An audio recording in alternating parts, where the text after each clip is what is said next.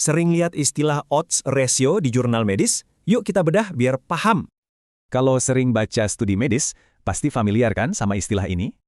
Banyak nih yang ngira odds ratio itu ya sama aja kayak risiko. Tapi beneran gitu?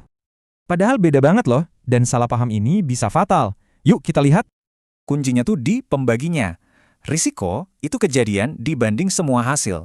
Kalau odds, kejadian dibanding yang nggak kejadian. Biar gampang, kita langsung pakai contoh kasus aja ya. Misalnya, ada studi yang bandingin dua terapi, ligasi dan skleroterapi. Mana yang lebih ampuh? Oke, pertama kita hitung dulu risiko relatifnya ya. Ini buat bandingin risiko antara dua grup tadi. Di grup ligasi, risikonya 18 dari 64. Di skleroterapi, 29 dari 65. Tinggal kita bandingin aja. Dapat deh resiko relatifnya 0,63. Nah, sekarang bagian serunya. Kita hitung odds ratio. Sekarang giliran odds ratio. Ingat ya, yang dibandingin itu odds-nya, bukan risikonya. Odds di grup ligasi itu 18 banding 46. Kalau skleroterapi 29 banding 36. Yuk kita bagi. Dan hasilnya 0,48. Jauh beda kan? Padahal datanya sama persis loh. Nah, ini intinya, risiko relatif 0,63, tapi odds ratio 0,48. Angkanya beda. Jadi kenapa bisa beda? Dan kapan kita harus peduli sama perbedaan ini?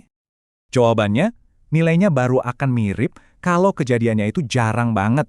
Biasanya di bawah 10%. Lihat tabel ini deh. Makin tinggi risikonya, makin jauh beda nilai odds-nya. Jomplang banget. Jadi patokannya gini, kalau kejadiannya di atas 10%, odds ratio itu pasti melebih-lebihkan efeknya. Pasti kepikiran kan, kalau risiko relatif lebih gampang, ngapain sih pakai odds ratio segala? Jawabannya ada di satu desain penelitian yang keren banget. Namanya studi kasus kontrol. Di studi ini, kita nggak bisa hitung risiko. Nah, disitulah odds ratio jadi satu-satunya andalan kita. Makanya hati-hati ya, kalau baca odds ratio, jangan langsung diartikan sebagai risiko relatif.